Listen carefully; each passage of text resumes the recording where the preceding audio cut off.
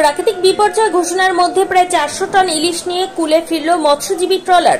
একেই বলে কপাল। ঘোষণা করা হয়েছে প্রাকৃতিক বিপর্যয় হতে পারে, সেই কারণে মৎস্যজীবী ট্রলার কুলে ফিরতে হবে। ঘোষণার পর ফিরে আসার আগে শেষ চেষ্টা মৎস্যজীবীদের, আর শেষ চেষ্টাতেই বাজিমাত। দীর্ঘ প্রায় 1 মাস খরার পর মৎস্যজীবীদের জালে ধরা পড়ল ইলিশ। প্রায় 400 টন ইলিশ নিয়ে উপকূলে ফিরেছে ট্রলারগুলি। গত জুন মাসের 14 তারিখ রাত থেকে ট্রলারগুলি মাছ ধরার উদ্দেশ্যে গভীর সমুদ্রে পাড়ি দিয়েছিল। প্রথম 1 সপ্তাহ মৎস্যজীবীদের জালে ভালো ইলিশ মাছ ধরা পড়েছিল, কিন্তু এরপর থেকেই সমুদ্র উত্তাল হয়ে ওঠে। প্রায় 1 মাস আর সমুদ্রে ইলিশের দেখা মেলেনি।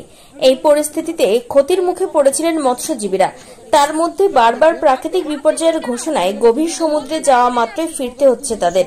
তবে এবারে প্রাকৃতিক বিপর্যয় ঘোষণা হওয়ার পর বাড়ি ফেরার আগে জালে পড়েছে প্রচুর ইলিশ। ইলিশের দেখা মিলতে মৎস্যজীবীদের মুখে হাসি।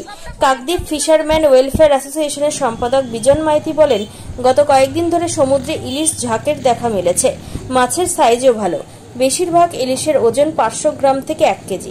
এই ওয়েদার খারাপের জন্য উঠে চলে আসলাম। মাছ এমনি গাঙে এখন আগের মতন মাছ নেই, ঠিক আছে। সবারই প্রবলেমের মধ্যে পড়েছে। এই 9 মাসে, এই 3 মাস দুর্গাপুজোর মধ্যে, এই সিজনেই হচ্ছে মাছ ধরার টাইম।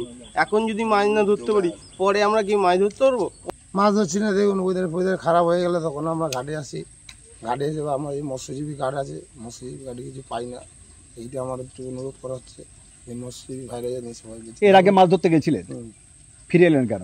ফিরে মানে ওয়েদার খারাপের জন্য চলে এসেছি। এই যে মৎস্যজীবী কার্ড আপনাদের আছে? আছে, ওই কার্ড থাকলেও কোনো কাজের কার্ড না ওগুলো, বুঝছেন। নামটাই থেকে যায়। কার্ড দিয়ে আমরা কি করবো বলুন, যেগুলো আমরা কার্ডে ফেসিলিটি পাচ্ছি।